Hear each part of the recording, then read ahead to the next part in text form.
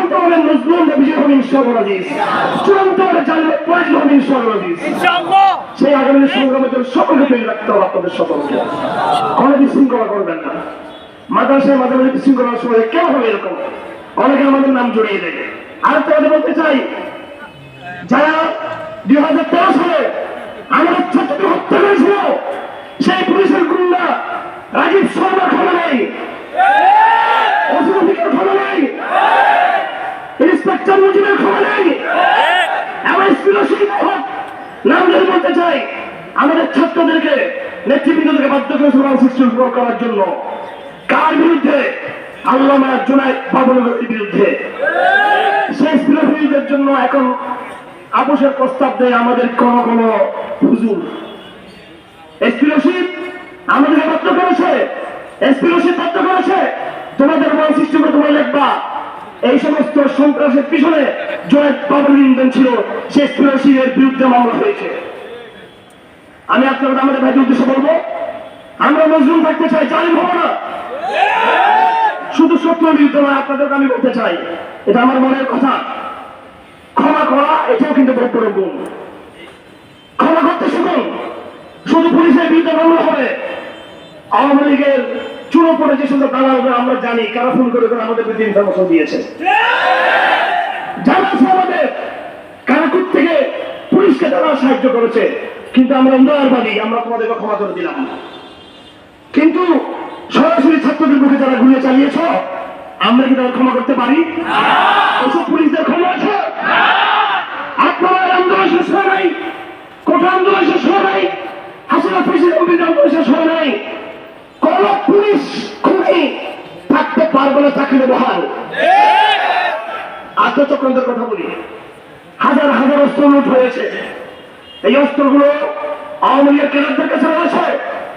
দেশকে এই রাষ্ট্রের যার দায়িত্ব রয়েছে সমস্ত অস্ত্রগুলো উদ্ধার করতে হবে।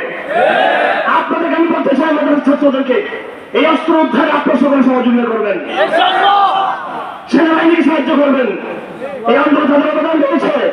সেনাবাহিনীর তরুণ এবং অফিসাররা আর লাখ লাখ কোটি মানুষের তরুণ প্রজন্ম এবং কবি বিশ্ববিদ্যালয়ের তরুণ হৃদয় হয়ে যায়, তাহলে কোন শক্তি আমাদের সামনে টিকে রাখতে পারবেন ইনশাআল্লাহ।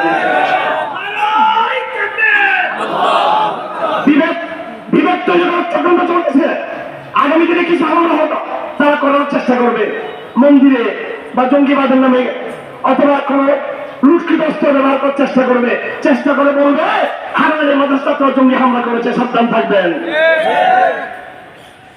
লুট হওয়া অস্ত্র দিয়ে হারাদের ইচ্ছাটা হামলা করবে না।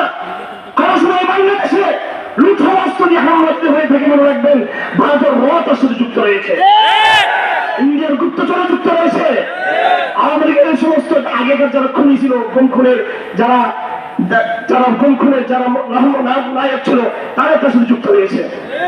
এই জন্য আগামী ছেলেগুলো আমাদেরকে সতর্ক ছিল, আমাদের মোকাবিলা করতে হবে।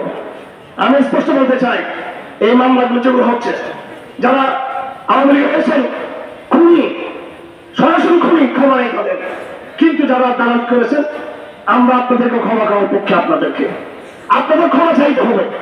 একজন বড় পুলিশ অফিসার, তিনি ক্ষমা চাইছেন টেলিফোন করে, বারবার ক্ষমা চাইছেন, পায়ে পড়েছেন। এসপি আমরা তাকে ক্ষমা করে দিয়েছি, তার নামে কোনো মামলা হয়নি।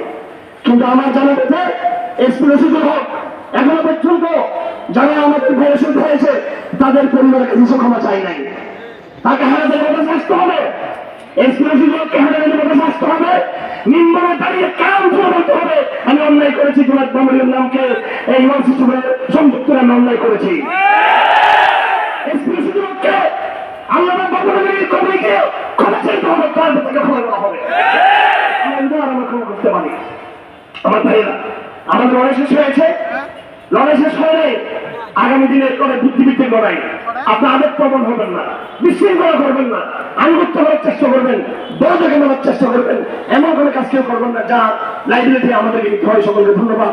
অনেক সময় হয়ে গেছে, এখন গুরুত্বপূর্ণ কথা রাখবেন। বাংলাদেশের তৌহিদের অন্যতম মুয়াজ্জিন আল্লামা শেখ জসিমউদ্দিন হাফিজাহুল্লাহ তাআলা কারা বিজয়ী।